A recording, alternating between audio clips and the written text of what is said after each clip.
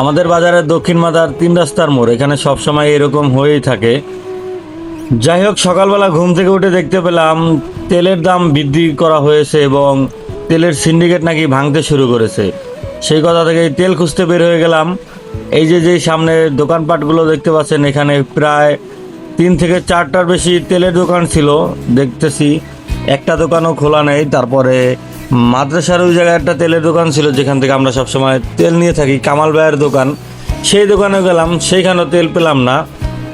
এখন আর কি করার, বাজারে দেখতেছি আর যারা যারা তেল বিক্রি করতো তাদের দোকানে তেল আছে কিনা একটু খোঁজার চেষ্টা করতেছি। আসলে আমাদের দেশের সিন্ডিকেটের যে অবস্থা, আজকে সারাদিন অনেকের সাথেই কথা বললাম। এই দেখেন ভ্যানালা কি করলো, অন্যদিক তাকিয়ে তাকিয়ে একেবারে এসে লাগিয়ে দিত। ভ্যানে যে বসেছিল উনি আসলে বুঝতে পারছে ভ্যানালার অন্যায় হয়েছে, কিন্তু ভ্যানালা কিভাবে তাকাইলো দেখতে পারছেন। যাই হোক, যেটি বলছিলাম সিন্ডিকেট নাকি ভাঙতে শুরু করেছে, কিন্তু আসলে বাস্তবতা কিন্তু খুবই খারাপ অবস্থা। কিসের সিন্ডিকেট ভাঙতে শুরু করেছে? আমাদের দেশে অনেকে তেল বিক্রি করে, তারা এখন তেলের দাম আরও বাড়িয়ে ফেলেছে। 300 থেকে 350 টাকা এখন দাম চাইতেছে। গতকালকে যা আপনার 300 টাকা বা 250 টাকার ভিতরে তেল পাওয়া যেত, এখন হচ্ছে 300 থেকে 350 টাকা। তেলের সিন্ডিকেট কোথা থেকে ভাঙলো বুঝতেছি না। আমার হাতের ডান দিকে যে দোকানটি দেখতে পাচ্ছেন, এটি একটু তেলের দোকান, কিন্তু এখানেও তেল নেই। যাই হোক, আমার সামনে আরেকটি দোকান রয়েছে যেখানেও তেল বিক্রি করে। এখন সেই দোকানে যাব, দেখি তেল পাই কিনা। আর যারা আগের ভিডিওতে কমেন্ট করেছিলেন কোথা থেকে দেখছেন, তাদের সবার কমেন্টই পড়া হবে সামনের যে ভিডিও আপলোড করব সেই ভিডিওতে। এটা আসলে ওই রকম ভিডিও না যেখানে আর কি আমি কমেন্ট করে থাকি। দেখি যদি তেল ম্যানেজ করতে পারি, কালকে ইনশাল্লাহ ডেলিভারি দেওয়ার ভিডিও আপনারা পেয়ে যাবেন। যাই হোক, ওনার দোকানে আসলাম, উনিও বলল যে তেল আসেনি, আরও 2-3 দিন সময় লাগতে পারে। আসলে সিন্ডিকেটটা কোথায় কিছুই বুঝতে পারতেছি না।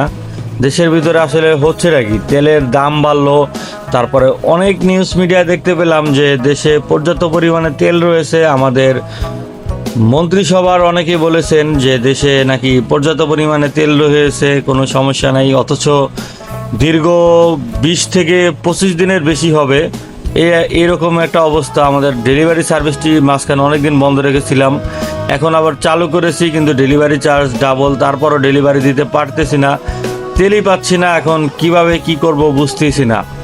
যাদের তেল জরুরি দরকার তারা আসলে কিভাবে চলবে? অনেকের গাড়ি শখে চালায়, আর অনেক হচ্ছে প্রয়োজনে গাড়ি চালায়, শখে চালায় না। যারা প্রয়োজনে চালায় তারা কিন্তু একটু তেল পাচ্ছে না।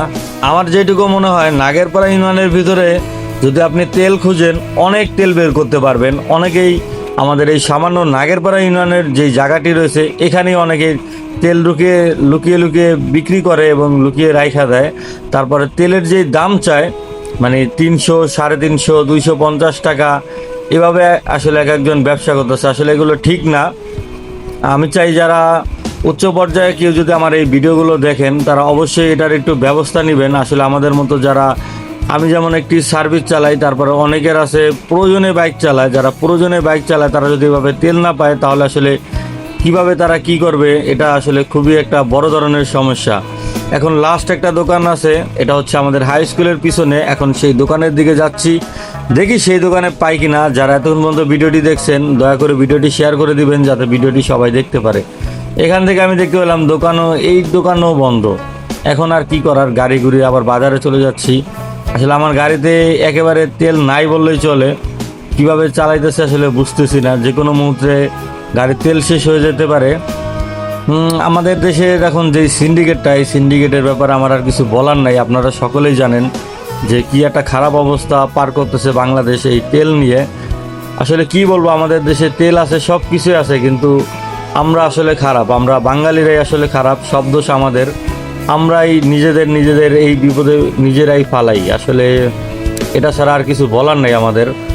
আর যারা উচ্চ পর্যায়ে আছেন তারা যদি একটু ব্যবস্থা গ্রহণ করতেন তাহলে খুবই উপকৃত হতাম আমরা সাধারণ মানুষজন। সকলের কাছে রিকোয়েস্ট থাকবে ভিডিওটা অবশ্যই শেয়ার করে দিবেন। সকলে ভালো থাকবেন। আসসালামু আলাইকুম।